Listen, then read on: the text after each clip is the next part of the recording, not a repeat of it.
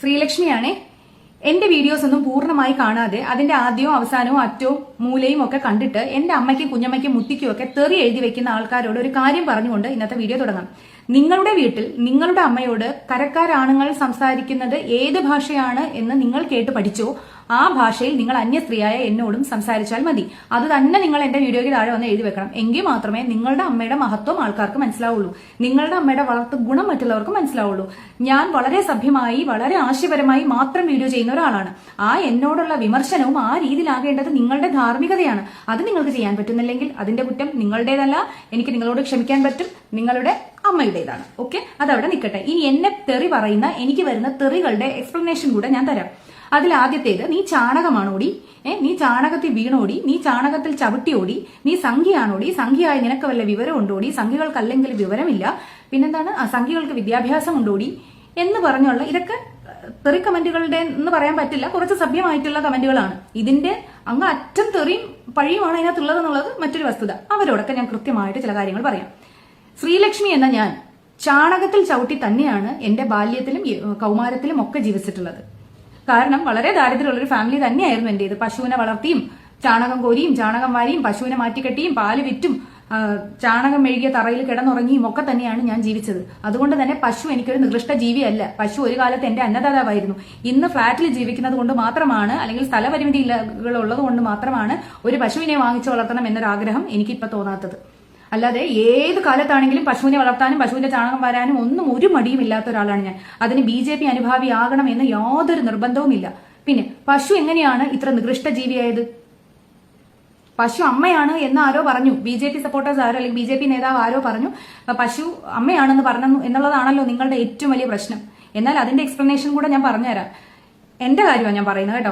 എന്റെ നാട്ടില് എന്നെ പോലെ ദാരിദ്ര്യമുള്ള ഒരുപാട് വീടുകൾ ഉണ്ടായിരുന്നു. ആ വീടുകളിലൊക്കെയും ഒരു പശുവെങ്കിലും ഉണ്ട്. ആ പശുവിന്റെ പാല് വിറ്റ് ഉപജീവന മാർഗം കണ്ടെത്തുമ്പോൾ ആ പശു അന്ന് ഞങ്ങൾക്ക് ദൈവമായിരുന്നു. അതിന്റെ മതമോ ഒന്നുമില്ല. ക്രിസ്ത്യാനികളുടെ വീട്ടിലെ പശുവും അവർക്ക് ദൈവമായിരുന്നു. കാരണം അതിന്റെ പാല് വിറ്റാണ് ആ കുടുംബം കഴിയുന്നത്. മനസ്സിലായോ? അന്ന് നമുക്ക് അന്നം തരുന്ന ഒരാൾ എന്ന രീതിയിൽ ആ പശുവിനെ നമ്മൾ ദൈവമായിട്ട് തന്നെയാണ് കണ്ടത്. രാവിലെ ചെന്ന് പൂജ ചെയ്യുമെന്നല്ല ഞാൻ പറഞ്ഞത്. ഭഗവാനെ അതിന് ആയുസ്സും ആരോഗ്യം കൊടുക്കണേ എന്ന് ദൈവത്തോട് എന്നും പ്രാർത്ഥിക്കും. കാരണം അതെങ്ങാനും ഉരുണ്ട് വീണ് ചത്തുപോയാൽ ഞങ്ങളുടെ അന്നം മുട്ടി. അപ്പോ പശുവിനെ അങ്ങനെ മനസ്സുകൊണ്ട് ദൈവമായിട്ട് ആരാധിച്ചിരുന്നു. അതുപോലെ തന്നെ നമ്മുടെ വീട്ടിൽ നമുക്ക് അന്നം തരുന്ന ആൾ മിക്കവാറും അമ്മയാണല്ലേ, അമ്മയാണ് ഉണ്ടാക്കി തരുന്നത്. അതുകൊണ്ട് തന്നെ അമ്മയായിട്ട് ചിലരെങ്കിലും അതിനെ കണ്ടിട്ടുണ്ട്. ഞാൻ പശുവിനെ പൂജിക്കാനൊന്നും പോയിട്ടില്ല. പശു പക്ഷെ അന്നദാതാവായതുകൊണ്ട് തന്നെ പ്രത്യേക ഒരു സ്നേഹവും ഇഷ്ടവും എനിക്ക് അതിനോടുണ്ട്. ഒരു പശുവുള്ള വീട്ടിൽ ആരും പട്ടിണി കിടക്കേണ്ടി വരില്ല എന്നാണ് പണ്ടുള്ളവർ പറയുന്നത് കേട്ടോ.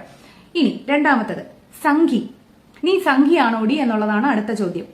ഈ സംഘി എന്ന വാക്കിന്റെ അർത്ഥം സംഘടിച്ച് പ്രവർത്തിക്കുന്നവൻ എന്നാണല്ലോ. അങ്ങനെയാണെങ്കിൽ കമ്മ്യൂണിസ്റ്റുകാരോടാണ് ചോദിക്കാനുള്ളത്, സംഘടിച്ച് മുന്നേറുക എന്ന് പറയുന്നത് ആരുടെ മുദ്രാവാക്യമാണ്?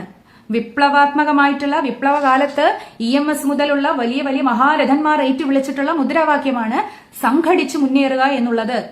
ഒറ്റയ്ക്ക് നിൽക്കുമ്പോൾ ശക്തി കുറയുമെന്നും കൂട്ടത്തോടെ നിൽക്കുമ്പോൾ ശക്തി കൂടുമെന്നും എത്രയോ അതികായന്മാർ മഹാപണ്ഡിതന്മാർ നമുക്ക് പറഞ്ഞു തന്നിരിക്കുന്നു. അപ്പൊ പിന്നെ അതെങ്ങനെയാണ് സംഘി എന്ന് പറഞ്ഞാൽ, അല്ലെങ്കിൽ സംഘടിച്ച് മുന്നേറുക എന്ന പദം മുദ്രാവാക്യമായി യൂസ് ചെയ്യുന്ന നിങ്ങൾ എങ്ങനെയാണ് സംഘി എന്ന് പറയുന്നത് ഒരു തെറിവാക്ക് പോലെ മറ്റുള്ളവരെ വിളിച്ച് ഉപയോഗിക്കുന്നത്? അപ്പോ സംഘി എന്ന് പറയുന്ന വാക്ക് ഏറ്റവും കൂടുതൽ ചേരുന്നത് സംഘടിച്ച് മുന്നേറുക എന്ന മുദ്രാവാക്യം നാഴികയ്ക്ക് 40 വട്ടം വിളിക്കുന്ന കമ്മ്യൂണിസ്റ്റുകാർക്കല്ലേ? നിങ്ങളെ എപ്പോഴെങ്കിലും കമ്മ്യൂണിസ്റ്റുകാരെ എപ്പോഴെങ്കിലും കമ്മിയെന്നോ അന്തം കമ്മിയെന്നോ ശ്രീലക്ഷ്മി എന്ന ഞാൻ വിളിക്കുന്നത് നിങ്ങൾക്ക് കാണിച്ചു തരാൻ പറ്റുമോ? ഞാൻ വിളിച്ചിട്ടില്ല, ഞാൻ ഒട്ടും വിളിക്കുകയില്ല. കമ്മ്യൂണിസ്റ്റ് പാർട്ടിക്കാരെ വിളിക്കാൻ വളരെ സഭ്യമായിട്ടുള്ള അഭിമാനം തോന്നുന്ന, സ്നേഹം തോന്നുന്ന, ഇഷ്ടം തോന്നുന്ന ഒരു വാക്കുണ്ട്, സഖാവ്. അത് തന്നെയാണ് ഇന്ന് ഞാൻ എല്ലാ കമ്മ്യൂണിസ്റ്റ് പാർട്ടിക്കാരെയും വിളിക്കുന്നത്.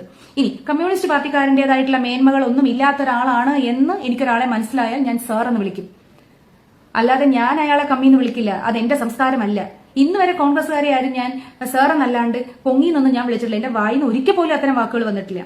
എന്താണ് കൊങ്ങി? എങ്ങനെയാണ് കോൺഗ്രസ്സുകാരൻ കൊങ്ങിയാകുന്നത്? CONGI അതിന്റെ ഷോർട്ട് ഫോം ആണോ? അത് വിവരമില്ലായ്മ എന്നല്ലേ അതിന് പറയാ. ഒരാളെ വിളിക്കണ പേര് അനാവശ്യമായിട്ടുള്ള ഇരട്ടപ്പേരുകളൊക്കെ ഇടുന്നത് വിവരമില്ലായ്മ തന്നെയാണ്.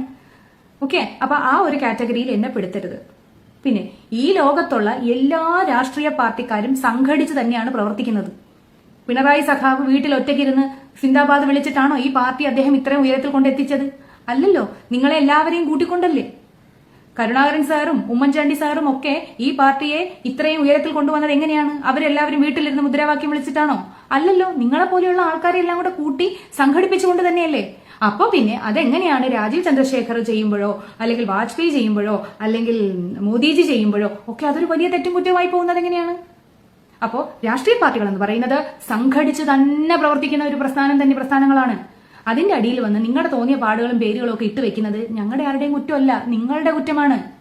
പിന്നെ ഈ സംഘടിച്ച് മുന്നേറുക എന്ന വാക്ക് പോലെ തന്നെ ഒരുപാട് വിപ്ലവകരമായിട്ടുള്ള നമ്മൾ എല്ലാവരും നെഞ്ചിലേറ്റിയ മുദ്രാവാക്യങ്ങളുള്ള ഒരു പാർട്ടിയാണ് ഈ പറഞ്ഞ ഇടതുപക്ഷം എന്ന് പറയുന്നത്. നമുക്ക് എല്ലാവർക്കും ഒരേ രുചിയല്ല. ചില ആൾക്കാര് മധുരം കഴിക്കും, ചില ആൾക്കാര് എരിവ് കഴിക്കും. ഇതൊക്കെ ഓരോരുത്തരുടെ വ്യക്തിപരമായിട്ടുള്ള കാര്യങ്ങളാണ്. ചില ആൾക്കാർ മുണ്ടുടുക്കും, ചില ആൾക്കാര് പിന്നെ പാന്റ് ഇടും, ചില ആൾക്കാർ ചുരിദാർ ഇടും, ചില ആൾക്കാര് മോഡേൺ ഡ്രസ് ഇടും. ഇതൊക്കെ ഓരോരുത്തരുടെ ടേസ്റ്റ് ആണ്.